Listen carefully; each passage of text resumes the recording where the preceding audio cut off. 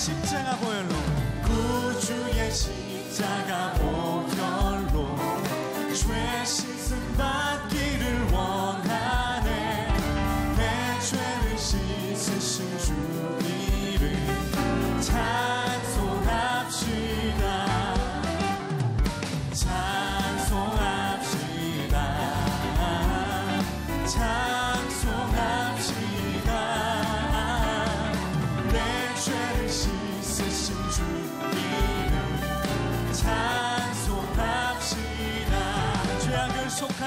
죄악을 속하여 주신 주 내 속에 들어와 계시네.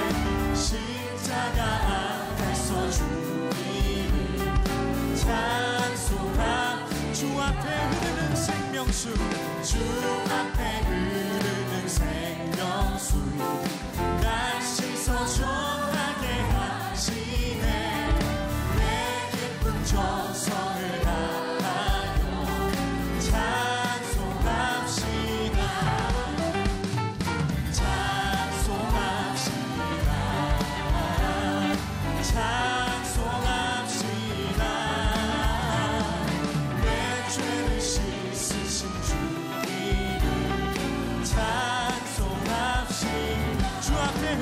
생명수, 주 앞에 흐르는 생명수 날 씻어 정하게 하시네. 내 기쁨 정성을 다하여 찬송합시다. 찬송합시다.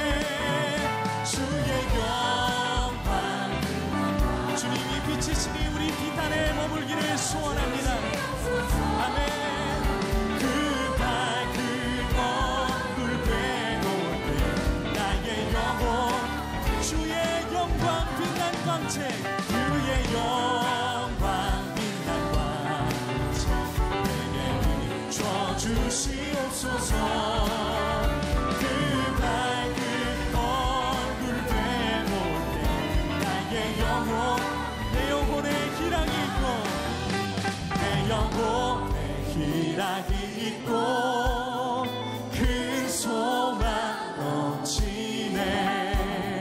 주 예수 복을 주시고 또 내려주시네. 주의 영광 빛난 광채 내게 비춰주시옵소서.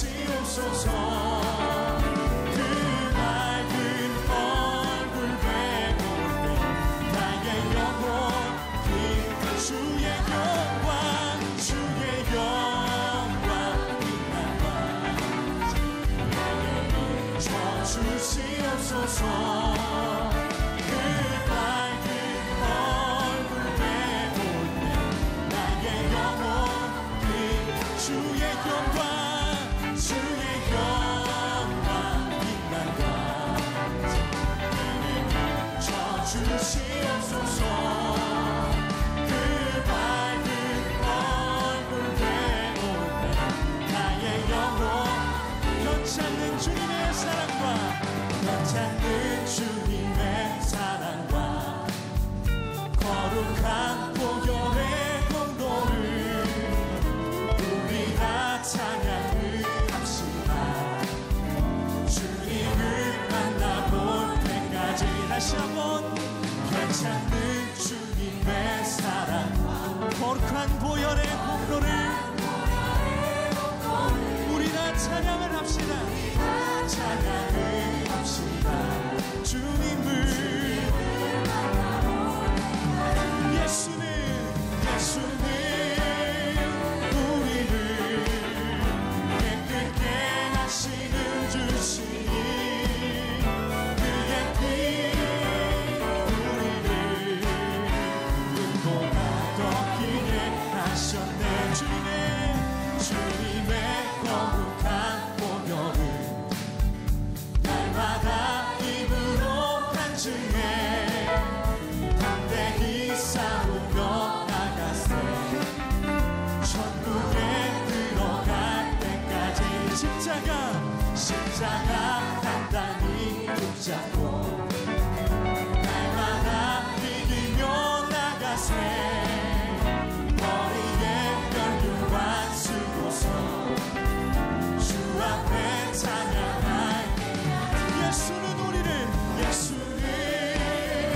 우리를 깨끗게 하시는 주시니 그의 피 우리를 눈보다 더 희게 다시 한번 십자가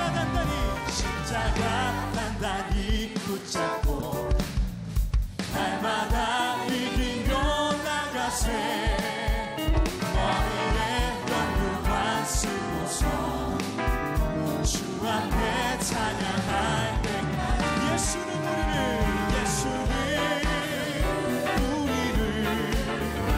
깨끗게 하시는 주시니 그의 피 우리를 눈보다 더 다시 한번 우리의 목소리로 예수는 우리를 깨끗게 하시는 주시니 그의 피 우리를 눈보다 더 희게 하셨네. 예수는 우리를 깨끗게 하시는 주시니 그의 피 우리를 눈보다 더 희게 예수는 우리를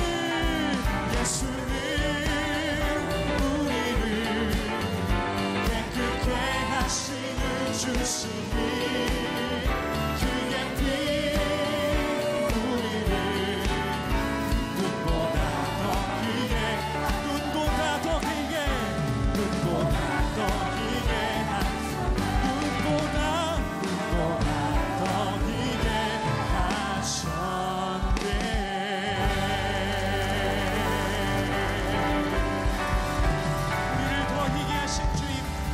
되신 주님 닮아가는 우리가 되길 원합니다.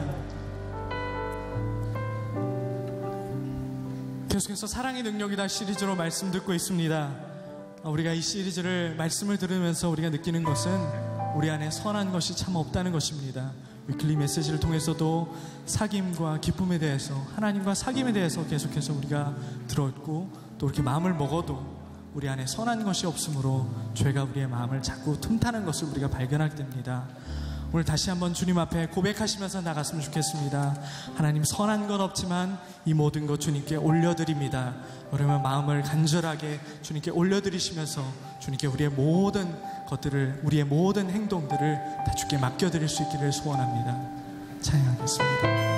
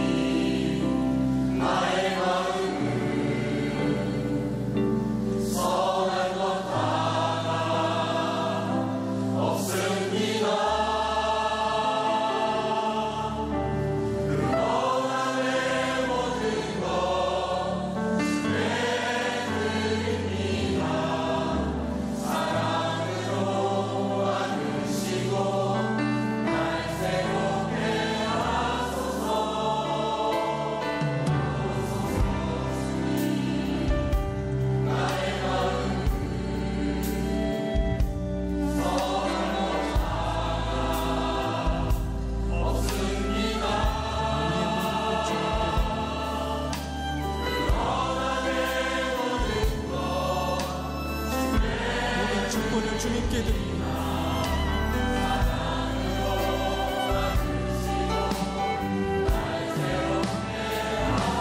우리 모든 주권은 주께 속해 있습니다. 주님 마음 내게 주소서. 내 아버지 주님 마음 내게 주소서. 나를 향하신 주님의 뜻이 이루어지도록 주님 마음 내게 주소서. 다시 한번 보소서. 주님 나의 마음을 보소서. 주님 나의 마음을 선한 것 하나 없습니다. 그러나 내 모든 것 주께 드립니다. 사랑으로 안으시고 날 새롭게 하소서. 주님 마음 내게 주소서. 내 아버지 주님 마음 내게 주소서. 나를 향하신 주님의 뜻이 이루어지도록 주님 마음에 다시 한번 보소서. 주님 나의 마음을 보소서. 주님 나의 마음을 선한 것 하나 없습니다. 그러나 내 모든 것 주께 드립니다. 사랑으로 안으시고 날 새롭게 하소서. 주님 마음 내게 주소서. 내 아버지 주님 마음 내게 주소서. 나를 향하신 주님의 뜻이 이루어지도록 주님 마음 내게 주소서. 내게 사랑을 가르치소서. 내게 사랑을 가르치소서. 당신의 마음으로 용서하게 하소서. 주의 성령 내게 채우사 주의 길 가게 하소서. 주님 당신 마음 주소서. 주의 성령 내게 채우사 주의 길 가게 하소서. 주님 당신 마음 우리 다시 한번 우리 목소리를 높여서 주님 마음 내게 주소서. 주님 마음 내게 주소서. 내 아버지 주님 마음 내게 주소서. 나를 향하신 주님의 뜻이 이루어지도록 주님 마음 내게 주 우리의 심령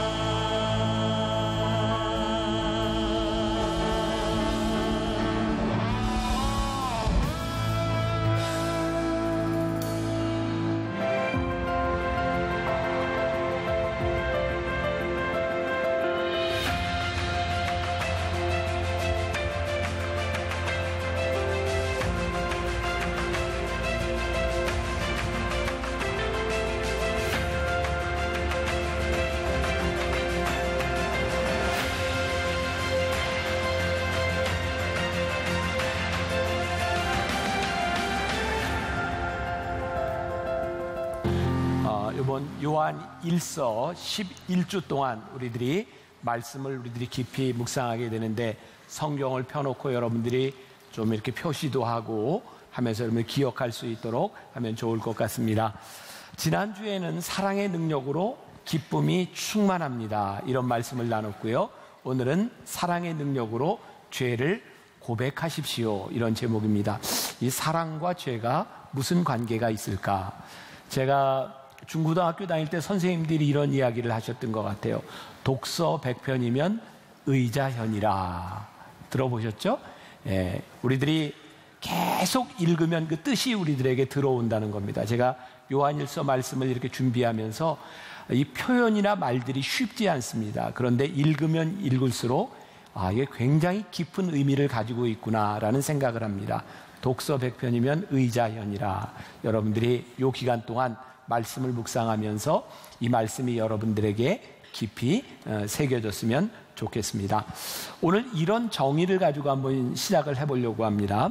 사귐이라고 하는 말은 교리가 아니다. 자, 지난주부터 계속 하나님과의 사귐이라고 하는 이야기를 나누고 있습니다. 사귐은 교리가 아니다.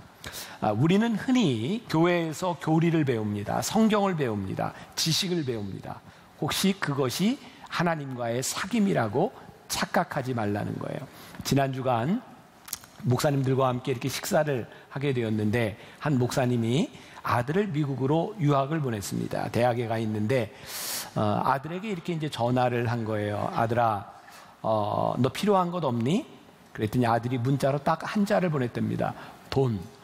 근데 그 얘기를 듣는 순간 이렇게 화가 나더래요. 근데 이제 목사님이 아들하고 똑같을 수는 없잖아요. 그래서 목사님이 그냥 편안하게 문자를 보냈대요. 나도 이렇게 보냈다 그래요. 그 얘기를 듣고 있던 목사님 한 분이, 아들이 하나는 미국에 있고 시민권자고, 하나는 아들이 이렇게 한국에 있는데, 지난해 크리스마스가 됐는데 아이들이 정말 인사 하나 없더래요. 그래서 목사님이 문자를 보냈답니다. 얘들아, 너희는 크리스마스가 됐는데 아빠한테 인사도 없니? 그랬더니 미국에 있는 아들이 문자를 보냈답니다. 영어로 메리 크리스마스. 한국에 있는 아들은 한글로 메리 크리스마스. 그렇게 문자 한 자 받고 끝났다. 그 아버지들의 마음이 얼마나 서운할까. 제가 언젠가부터 설교 시간에 그런 얘기했는데, 제가 제일 서운할 때가 우리 애들이 전화 걸어서 아빠, 엄마 바꿔주세요 라고 할 때였는데, 우리들이 이게 사귐이라고 하는 것, 그것은 단순히 도식적인 관계는 아닌 것 같아요. 오늘 여러분들 주보에 소개되어 있는 책, 김영석 교수의 어떻게 믿을까, 그 책에 보면 기독교 사상가인 칼 힐티라는 사람이 이런 이야기를 했다고 나와 있습니다. 어린 아이들에게 절대로 교리를 가르치지 마세요. 아이들에게는 그냥 예수님이 이렇게 사셨다, 예수님의 말씀이 이런 말씀이다, 그런 이야기만 아이들에게 들려주세요. 교리가 중요한 것이기는 하지만 교리는 우리를 고통스럽게 할 때가 많습니다. 우리의 문제, 다시 이야기한다면 교리를 우리들이 하나님을 아는 지식과 하나님을 사귀는 것으로 착각한다는 것이죠. 자, 우리가 누군가 사귄다 그러면 그 사귀는 대상이 누구인지를 우리들이 명확하게 알아야 합니다. 그러니까 하나님과의 사귐이 있기 위해서는 하나님이 어떤 분이신지를 우리들이 알아야 되는 거죠. 오늘 말씀에 하나님은 어떤 분이신가가 나와 있어요. 자, 여러분 아까 읽었지만 5절 말씀 다시 한번 볼까요? 한 목소리로 시작. 우리가 그에게서 듣고 너에게 전하는 소식은 이것이니 곧 하나님은 빛이시라. 여기에 줄을 한번 걸으면 좋겠죠. 하나님은 빛이시라. 그에게는 어둠이 조금도 없으시다는 것이니라. 우리들이 하나님과의 사귐 가운데 들어가야 되는데 하나님은 어떤 분이시라고요? 빛이시다. 자, 요한은 지난주에도 그가 보고 듣고 만진 것을 증언하고 싶다고 이야기했고, 그가 들었던 소식을 지금 전하고 싶은 거예요. 그게 뭐예요? 하나님은 빛이시다. 자, 보세요. 우리가 하나님이 빛이라는 걸 알아야 올바른 사귐 가운데 들어갈 수 있는 겁니다. 저는 이제 개인적으로 제 사무실에서 누군가를 만나는데 제가 알지 못하는 사람일 경우에는 이렇게 검색을 합니다. 그 사람이 어떤 사람인지, 혹은 정보를 이렇게 얻습니다. 왜냐하면 그 사람과의 관계를 만들어 가기 위해서 그 사람이 무엇을 좋아하고 어떤 사람인지 알아야 되는 거죠. 제가 종종 이렇게 집회를 가게 되면 그 교회에서 저희 교회에 혹은 저에게 연락을 합니다. 목사님이 며칠 동안 여기에 머무는 동안 어떤 음식을 좋아하십니까? 그러면 제가 전화를 받을 때 이렇게 대답을 해요. 솔직히 말할까요? 아니면 뭐 대충 얘기할까요? 그러면 솔직히 목사님이 좋아하는 걸 얘기해 주세요. 이렇게 말을 합니다. 그럼 제가 솔직히 얘기합니다. 제가 좋아하는 거는 순대, 떡볶이, 오뎅, 만두 이런 걸 참 좋아합니다. 그렇게 이야기하고 제가 집회 가서 한 번도 그런 걸 먹어본 적이 없습니다. 참 신기하죠? 좋아하는 걸 물어보고 사줄 때는 사주고 싶은 걸 사줍니다. 우리는 하나님에 대해서 알기를 원합니다. 근데 우리들은 성경을 통해서 혹은 말씀을 통해서 우리들이 하나님을 아는데 문제는 뭐예요? 우리들이 하나님을 아는 것으로 사귐을 가지려고 하는 것이 아니라 내가 원하는 방식으로 하나님과 사귐을 가지려고 하는 겁니다. 오늘 중요한 겁니다. 하나님은 빛이시다라고 말씀하시면서 그 빛의 특징은 뭐냐면 그에게는 어둠이 조금도 없다. 그러니까 하나님이 빛이시기 때문에 하나님에게는 어둠이 없다. 오늘 요한이 사람들에게 전하고 싶은 게 그겁니다. 하나님에게는 어둠이 없다. 그러면 이런 또 질문이 생기는 거죠. 어둠이 없다는 것은 무슨 뜻일까요? 자, 6절 말씀에 그 단서가 나와 있죠. 6절 보세요. 만일 우리가 하나님과 사귐이 있다 하고 어둠에 행하면 뭐를 해요?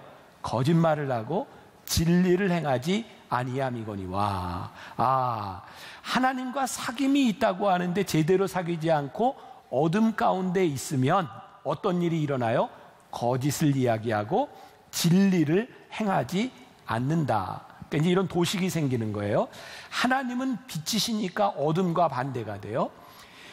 빛과 어둠의 특징은 뭐냐면 어둠은 거짓말과 진리를 이야기하지 않아요. 그러면 하나님은 빛이시기 때문에 거짓을 이야기하지 않고 진리가 살아있는 것이죠. 하나님은 빛이시기 때문에 어둠과 양립하지 못해요. 하나님은 빛이시기 때문에 거짓이 없고 진리를 행하시는 거예요. 그리고 7절 말씀이 또 연결이 되어 있어요. 7절 보세요. 그가 빛 가운데 계신 것 같이 우리도 빛 가운데 행하면, 자, 우리가 하나님과 사귐이 있어서 빛 가운데 있고 우리도 빛 가운데 행하면 우리가 서로 사귐이 있고 그 아들 예수의 피가 우리의 모든 죄에서 깨끗하게 하실 것이요. 하나님과의 사귐 가운데 우리들이 빛 가운데 들어가면 어떤 일이 일어나요? 예수 그리스도의 피가 우리를 깨끗하게 한다.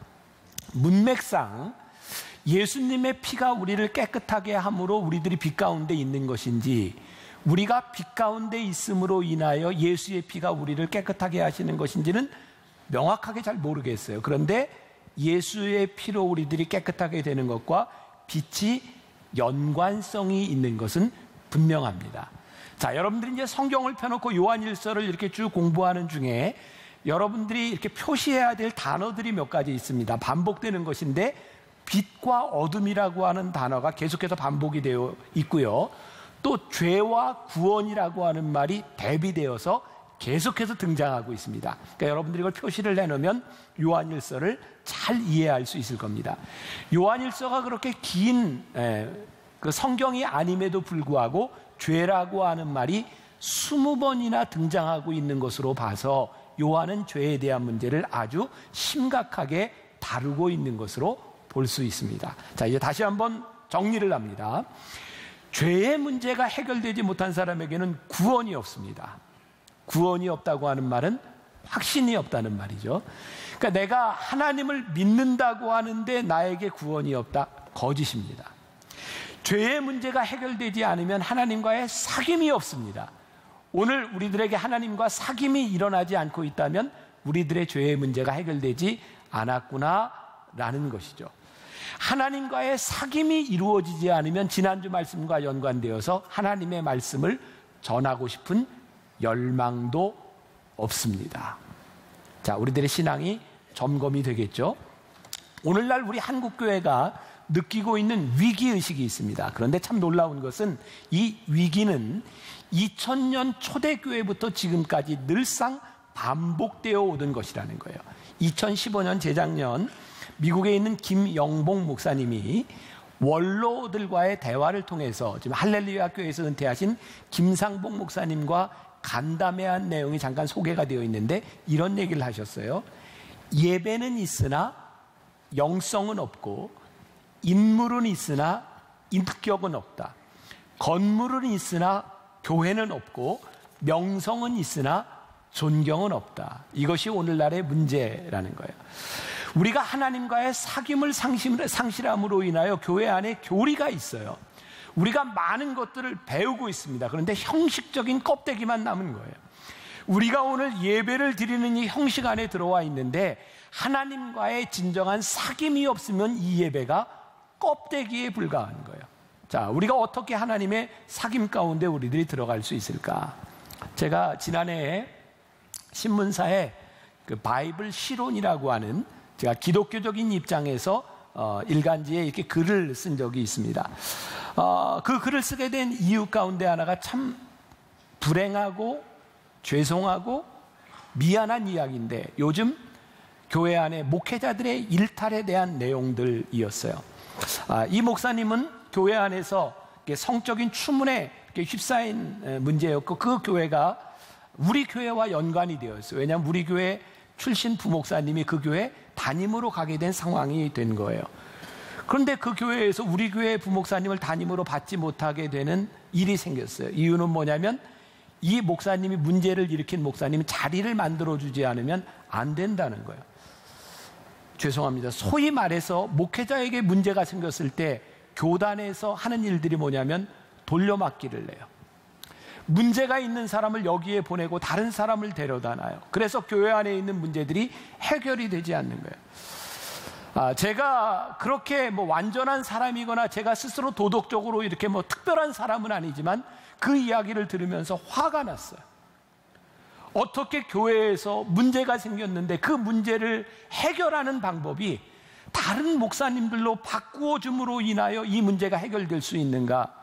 제가 여기에 대해서 반론을 제기하자, 글을 쓰자 제가 많은 비난을 받기 시작했어요. 어떤 비난이냐면, 어떻게 같은 목회자의 입장에서 목회자를 생각하지 않고 그렇게 잔인하게 할 수 있는가?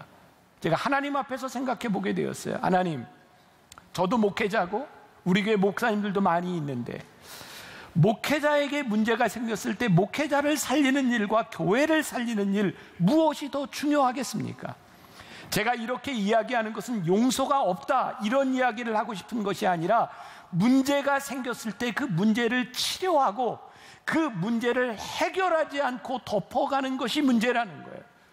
사랑의 능력으로 우리들이 죄를 고백합니다라고 하는 오늘의 말씀의 이 주제는 무엇이냐면, 하나님의 사랑이 엄연히 존재하기 때문에 우리들에게 일어나고 있는 죄의 문제들을 덮어버리는 것이 아니라 죄를 고백할 수 있고, 죄를 고백함으로 인하여 하나님이 우리를 치료하시는 과정을 우리들이 경험할 때 이것이 능력이 된다는 거예요.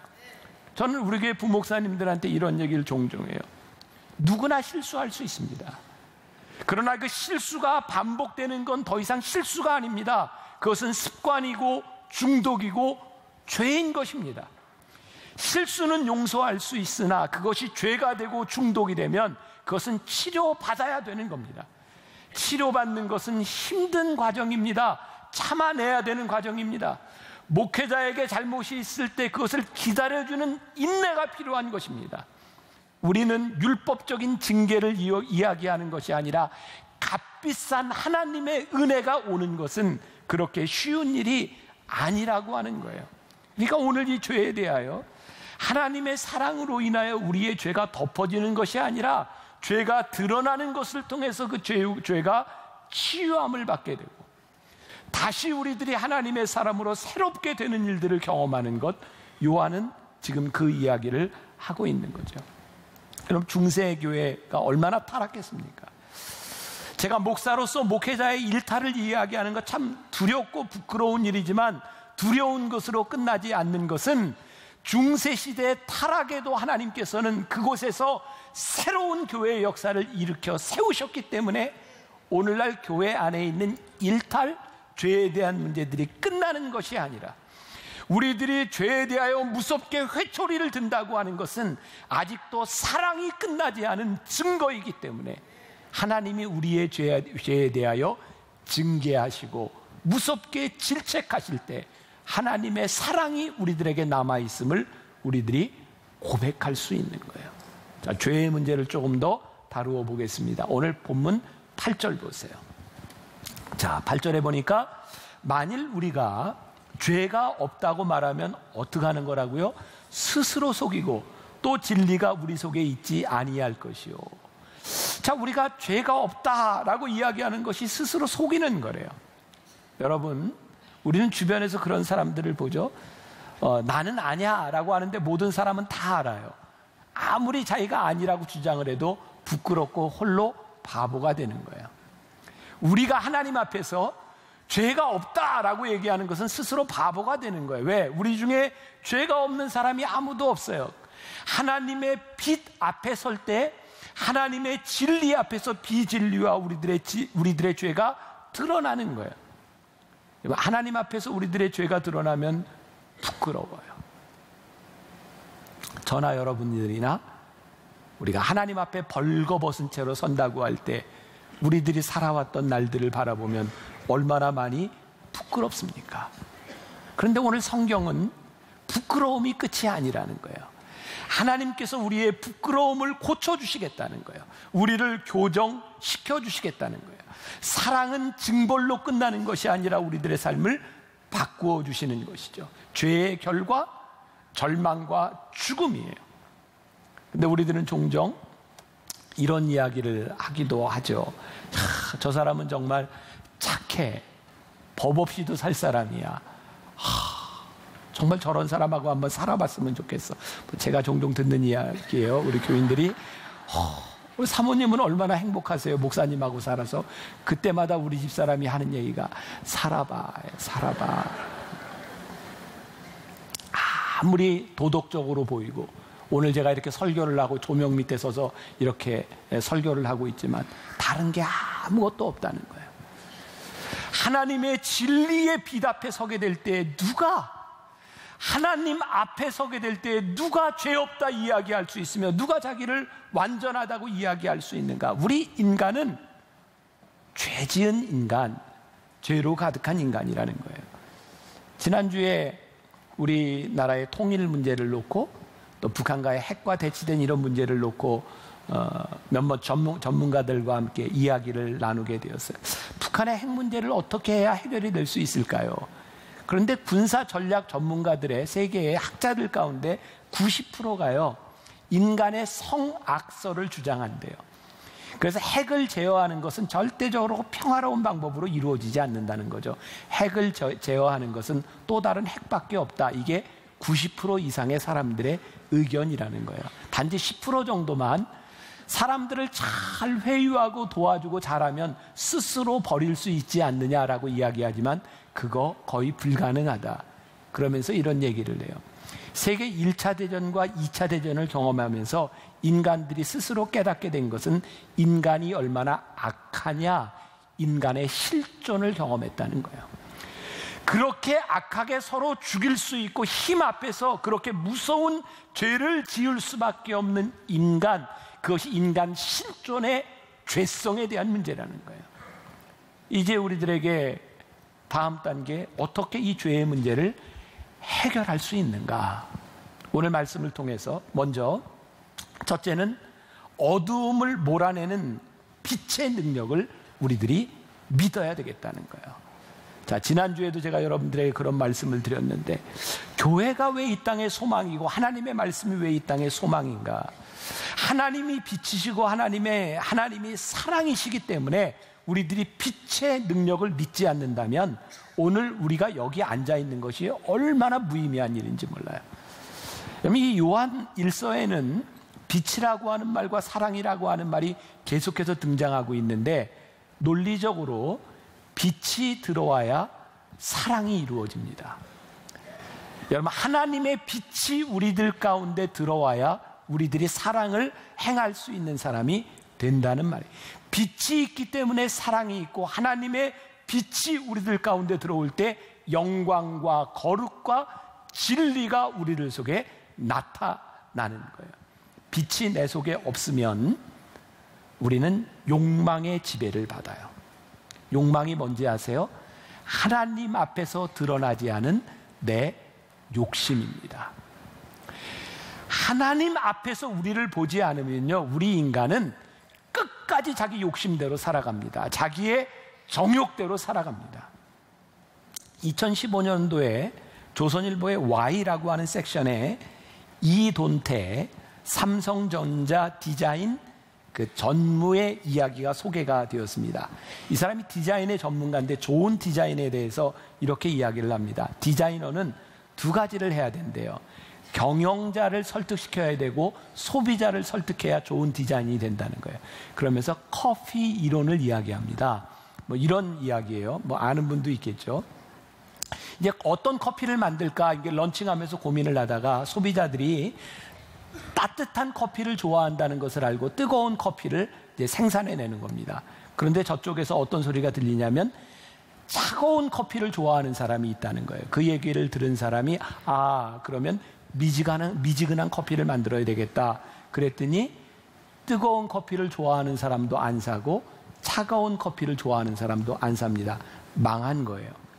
디자인의 중요한 일들 중에 하나가 뭐냐면 자기가 가지고 있는 확신을 어떻게 밀고 나가고 설득하느냐에 대한 문제라는 거죠.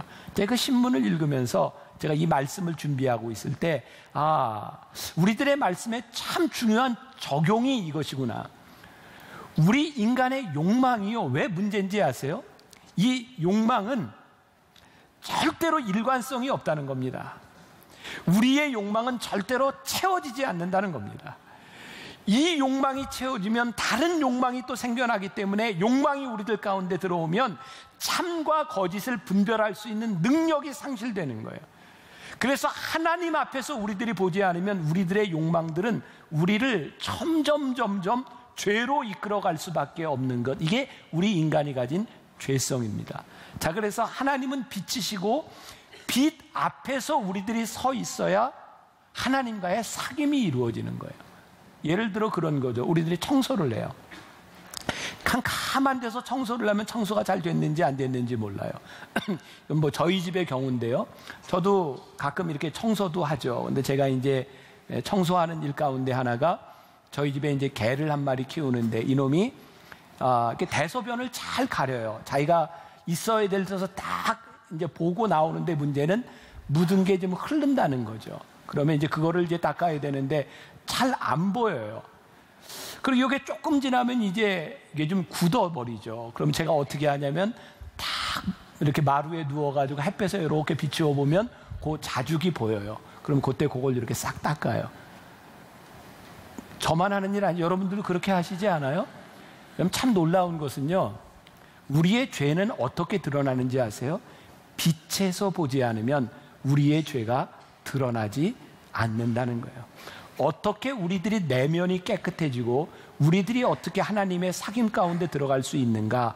하나님의 빛 앞에서, 말씀 앞에서 우리를 비추어 보지 않으면 우리는 절대로 하나님과의 사귐에 들어가지 못한다는 거예요. 두 번째, 우리 그리스도인들이 어둠 가운데 있을 수 있다는 것을 인정하라는 겁니다. 자, 6절 말씀 보세요. 만일 우리가가 누구예요? 지금 요한과 함께 있는 요한 공동체, 교회 이야기입니다. 만일 우리가 하나님과 사귐이 있다 하고 어둠에 행하면 거짓말을 하고 진리를 행하지 아니함이거니와. 이 문맥이 보니까 교회 안의 공동체임에도 불구하고 어둠을 행할 수 있고 거짓말도 행할 수 있구나. 그러니까 여러분, 우리가 하나님을 믿고 우리의 죄를 고백했지만 우리들이 수시로 어둠 가운데 있을 수 있는 존재인 것을 부정하지 말라는 거예요. 왜? 우리는 연약한 존재인 거예요. 은퇴하신 홍정길 목사님이 올해죠, 8월 뉴스엔조이라고 하는 곳에 인터뷰를 하면서 그런 이야기를 했어요. 평생을 검사로 살아온 크리스찬이 기독교인에 대해서 이런 이야기를 했답니다. 일제 때 기독교인은 과연 크리스찬은 다르다, 이런 말을 들었대요. 해방 이후에 기독교인들은 설마 크리스찬들이 그런 나쁜 일을 하려고, 이런 이야기를 들었대요. 6.25 이후에 예수 믿는 거나 우리나 별반 다르지 않네, 이런 이야기를 들었고, 요즘은 세상이 예수 믿는 놈들이 한술 더 떠, 이런 이야기를 듣는다는 거예요. 자, 제가 분명히 말씀드리지만 오늘 여기 예배드리는 우리가 절대로 세상 사람들보다 도덕적으로 못하지 않습니다. 전 분명히 그렇게 믿습니다. 적어도 하나님 앞에 예배드리는 우리가 어떻게 세상 사람들보다 도덕적으로 잘못됐겠습니까? 그런데 문제는 세상이 요구하는 도덕적인 수준에 올라가지 못하는 거예요. 하나님의 빛 앞에서 사는 사람의 수준으로 우리들이 살지 못하는 거예요. 사도 바울이 갈라디아 5장 19절부터 21절까지 해서 이런 이야기를 해요. 육체의 일은 분명하니 곧 음행과 더러운 것과 호색과 우상숭배와 주술과 원수 맺는 것과 분쟁과 시기와 분냄과 당짓는 것과 분열함과 이단과 투기와 술취함과 방탕함과 또 그와 같은 것들이라. 전에 너희에게 경계한 것 같이 경계하노니 이런 일을 하는 자들은 하나님의 나라를 유업으로 받지 못할 것이요. 왜 사도 바울은 이렇게 장황하게 여러 가지 죄에 대해서 이야기를 했을까요? 여기에 보니까 큰 죄도 있고 작은 죄도 있고 여러 가지 죄가 있는 거예요. 여러분, 육체의 일, 죄가 무엇인가요? 우리가 착각하는 게 있습니다. 특히 교회를 다니고 신앙생활을 하고 율법적으로 살아가는 사람들의 큰 죄가, 큰 착각이 뭐냐면 큰 죄를 지은 사람들을 향하여 쉽게 정죄한다는 거죠. 쉽게 정죄합니다. 이유는 뭘까요? 아무리 생각해도 내가 저 정도 죄는 짓지 않을 것 같아 라는 확신이 생기면 쉽게 정죄합니다. 근데 사도 바울은 너희들이 이야기하는 살인과 큰 죄만 죄가 아니라 너희들 속에 있는 시기와 다툼과 분냄과 분쟁도 죄다 이야기예요. 근데 우리는 그것을 죄로 생각하지 않으려는 거죠. 요즘 우리가 동성연애에 대한 문제와 뭐 이거 가지고 이제 법 개정과 여러 가지로 우리들이 이야기들을 하고 있어요. 저는 분명히 그런 운동이 필요하고 이거 저지해야 될 문제고, 이 성평등으로 인하여 창조의 질서가 깨어지면 안 되는 일이라고 하는 확신을 분명히 가지고 있고, 우리 크리스찬들이 이 우리들의 도덕적 가치를 분명히 지켜야 된다고 저는 생각해요. 근데 중요한 게 뭔지 아세요? 우리가 흔히 했던 에이즈 환자들, 동성연애자들, 그들을 향하여 우리들이 쉽게 비난하고 이것은 죄라고 이야기할 수 있는 중요한 이유 가운데 하나는 우리는 그렇지 않다고 생각하기 때문입니다. 근데 진짜 중요한 것은 우리는 당신들처럼 죄를 짓지 않습니다라고 하는 것이 아니라 그들의 죄가 보이기 전에 우리들 속에 있는 죄성이 먼저 보여야 된다는 거예요. 우리도 죄인이고 너희도 죄인이고, 이 죄는 크기에 대한 문제가 아니라 하나님의 빛 앞에서 우리는 죄인이라고 하는 것을 인정해야 하나님과의 사귐이 시작된다는 겁니다. 그러니까 아무리 우리가 도덕적 우월주의를 가지고 있어도 그것으로 하나님과의 사귐이 이루어지지는 않는다, 이 말이죠. 자, 그럼 사귐은 어떻게 우리들이 알 수 있고 증명되는 것일까요? 6절과 7절을 한번 다시 보겠습니다. 만일 우리가 하나님과 사귐이 있다 하고 어둠에 행하면 거짓말을 하고 진리를 행하지 아니함이거니와 그가 빛 가운데 계신 것 같이 우리도 빛 가운데 행하면 우리가 서로 사귐이 있고 그 아들 예수의 피가 우리를 모든 죄에서 깨끗하게 하실 것이요. 자, 독서 100편이면 의자현이라. 제가 벌써 몇 번 말씀을 가지고 이야기하니까 조금 이제 귀에 들어오기 시작하지요. 죄의 문제가 진리와 관계가 있고 진리를 행하는 자들은 자연스럽게 사귐으로 들어가는데, 하나님의 빛 앞에 설 때 우리들이 사귐으로 들어가는구나. 자, 다시 이제 말씀을 연결시킵니다. 하나님의 빛 앞에서 우리를 바라보면 우리의 정욕과 우리의 욕심이 우리를 다스리지 않아요. 하나님 앞에서 우리들이 진리 가운데 서게 되면 중요한 말씀이 있는데, 하나님과의 사귐이 이루어지면 우리들 서로의 사귐이 이루어진다는 거예요. 그러니까 우리들이 하나님의 빛 가운데 있다고 하는 명백한 증거는 하나님과의 사귐으로 인하여 우리들 사이에 수평적인 사귐이 이루어지고 있느냐를 보아야 되는 거죠. 지난해 제가 제주에서 이렇게 쉬면서 왔다 갔다 하면서 이렇게 설교할 때였습니다. 제 아내하고 올레길을 참 많이 걸으면서 이야기를 했어요. 근데 걷는데 이런 이야기를 하더라고요. 저희 교회는 9개 동산이 있어요. 성령의 9가지 열매로. 그리고 특별한 동산이 하나 있습니다. 새가족 동산이 있어요. 근데 일반 교인들이 먼저 신앙생활을 했던 9개의 동산에 있던 분들이 새가족 동산을 너무너무 부러워한다는 거예요. 부러워하는 이유가 뭐냐면 기존의 동산들은 뭐 지역별로든 뭐로든 이렇게 다 이렇게 짜여져 있는데 새가족들은 오면 면담을 하고 어떤 공동체에 속하기를 원하세요. 그래서 원하는데 넣어주고요. 몇 주를 하다가 나 그 공동체 싫어요. 그러면 또 바꿔주기까지 한대요. 그러니까 다른 동산에 있는 사람들이 새가족이 너무너무 부럽다는 거예요. 자기들 가고 싶은데 가니까. 제가 그 얘기를 들으면서 마음 가운데 교인들이 참 이 공동체 때문에 힘들어 하는구나. 그리고 일주일 동안 세상에서 이렇게 부대끼다 살아오는데 교회까지 와서 이렇게 맞지 않는 사람들하고 있으면 얼마나 불편할까. 그래, 원하는 사람들끼리 만들어주면 참 좋겠다. 그런 생각이 들었어요. 근데 그 다음에 바로 그런 생각이 들더라고요. 원하는 사람들끼리 모임을 가지도록 하면 사람들이 누군가는 좋아하고 누군가는 싫어하는데 여러분들만 모르지 좋아하는 사람 다 똑같고요. 싫어하는 사람이 똑같아요. 여러분들만 몰라요. 그러니까 결국은 좋아하는 사람들끼리만 모이면 그 사람들만 모이는 거예요. 만일 교회에서 우리의 삶에서 내 정욕대로 원하는 대로 살아가는 것과 내가 좋아하는 사람들만 만나는 것과 무엇이 다른가? 우리들에게 정말 중요한 것이 있는데 우리들에게 있는 열정들과 내가 원하는 것들과 만나기를 원하는 사람들이 하나님의 소명과 연결되지 않는다면 그것은 또 하나의 욕심일 뿐이고 절대로 그것은 채워지지 않는다. 내가 좋아서 만난 사람, 수평적인 사귐, 그러면 나와의 관계가 틀어지면 또 다른 사람을 찾아야 되는 거예요. 우리의 욕망은 절대적으로 만족되지 않는다는 거예요. 저에게 깨닫게 된 게 있어요. 하나님과의 사귐이 수평적인 사귐으로 만들어주는 것은 내가 원하는 사람들과의 만남이 아니라 하나님 안에서 우리들이 만나야 될 사람이 누군가를 보기 시작할 때, 열정이 소명과 연결이 되기 시작할 때 참다운 만남들이 이루어져 가는 것이구나. 바리새인들과 사두개인들, 그들은 늘 편을 나눴어요. 우리 편, 죄인 편. 근데 그들은 결코 행복하지 않았습니다. 우리 편이라고 하는 의인들이 모인 공동체에서 그들은 무엇을 이야기하냐면 이 사람보다 내 의가 더 낫다는 것을 끊임없이 드러내야 됐어요. 그들은 행복하지 않았어요. 기쁘지 않았어요.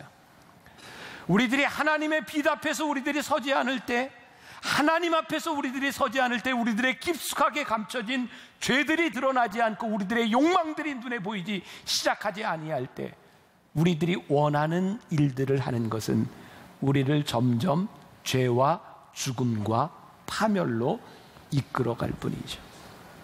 7절 말씀 다시 봅니다.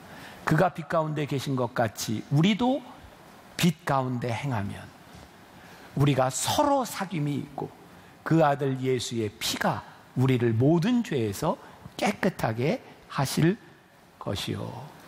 말씀이 이제 이해가 되시죠? 이런 이야기였구나. 이전에도 이야기했지만 교회 공동체에는 죄의 문제가 해결된 의인들이 모인 곳이 아니에요. 여기에 모인 사람들은 다 미성숙한 사람들이에요. 근데 단지 하나님의 빛 앞에서 우리를 보려고 노력하는 사람들이고 우리가 온전하지 않지만 예수 그리스도의 피로 말미암아 죄사함을 받은 우리가 여기에서 하나님의 빛에서 살기를 애쓰는 사람들의 공동체가 교회예요. 잘 들으세요. 죄를 짓는 것보다 더 나쁜 것은 회개하지 않는 것입니다. 왠지 아세요? 우리들은 죄 짓지 않을 수 있는 능력이 아무도 없어요. 죄를 짓는 것을 장려하는 것이 아니라 죄를 짓는 것은 당연한 일입니다. 문제는 우리들이 하나님 앞에서 회개하지 않는 것이죠. 자, 이제 하나님과의 교제를 회복하는 방법은 무엇일까요? 오늘 본문 말씀 8절을 보겠습니다. 우리가 죄가 없다고 말하면 어떻게 해요? 스스로 속이는 것이다. 내가 선하다고 주장하는 것, 이거 스스로 속이는 것이랍니다. 속이면 문제가 해결이 되지 않아요. 속이면 사귐이 이루어지지 않아요. 우리는 종종 인간이 선하다고 주장하는 사람이 있습니다. 그런데 선한데 뭐 때문에 악해져요? 환경 때문에 악해졌다. 여러분, 인간이 선하면 어떤 환경 가운데서도 선할 수 있는 능력이 있어야 합니다. 인간은 그렇게 선하지 않습니다. 다윗은 시편 51편 5절에서 이렇게 고백하고 있어요. 내가 죄악 중에서 출생하였으며 어머니가 죄 중에서 나를 잉태하였나이다. 다윗이 깨닫게 된 게 뭔지 아세요?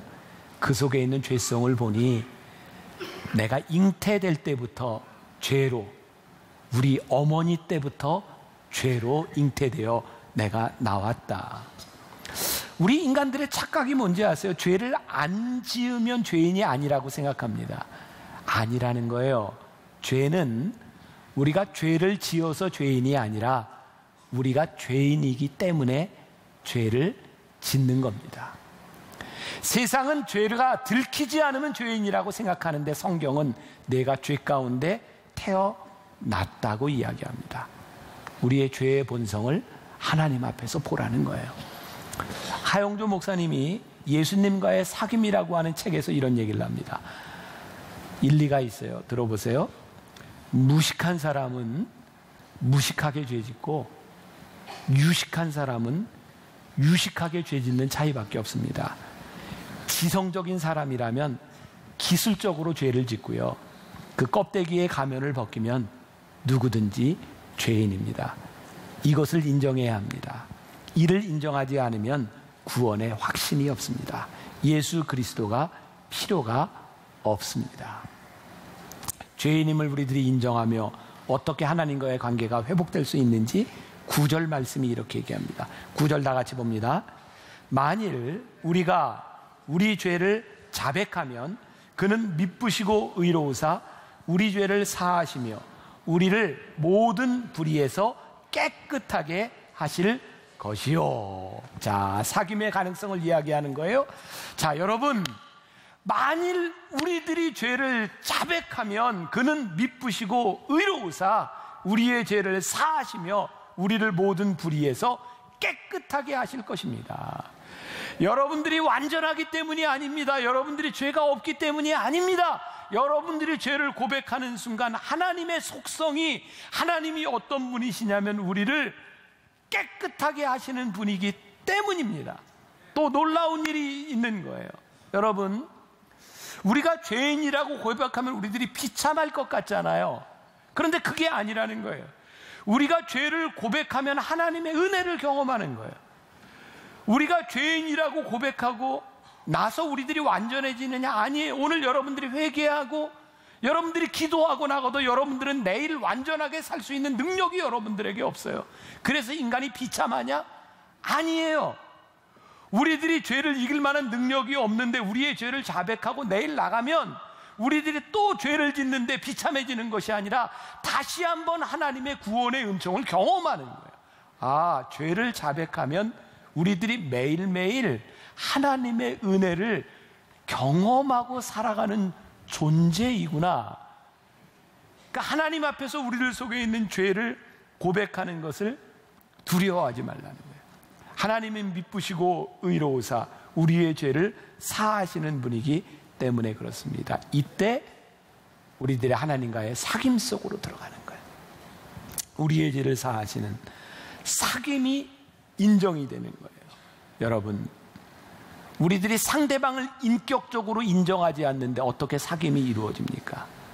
하나님은 빛이십니다. 하나님은 용서하시기를 원하시는 분입니다. 우리는 죄인입니다.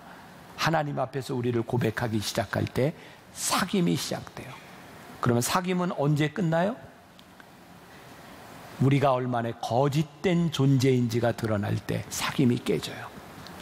우리들 스스로 죄 없다고 이야기할 때 하나님과 우리들 사이에 사귐이 깨어지는 거예요. 여러분, 우리의 죄를 고백하는 것은 비극이 아닙니다. 하나님의 은혜를 경험하는 거예요. 오늘 새벽에 어머니 기도실에서 기도하면서 하나님, 우리들에게 죄를 고백하는 기쁨이 있게 하여 주옵소서. 하나님과의 사귐 가운데 들어가게 하여 주옵소서. 하나님, 우리는 불완전합니다. 다시 이야기해요. 여러분들이 죄를 짓기 때문에 죄인이 아니라 우리가 죄인이기 때문에 죄를 짓는 거예요. 여기서 우리들 아무도 자유로울 수 없습니다. 그러나 죄 가운데서 매일매일 하나님의 은혜를 경험하는 사귐 가운데 들어갈 수 있어요. 이것이 구원이고 영생이라고 우리들에게 말씀하고 있습니다. 참 놀랍죠? 죄를 고백하는 것이 기쁨이구나. 죄를 고백하는 것이 하나님과의 사귐이구나.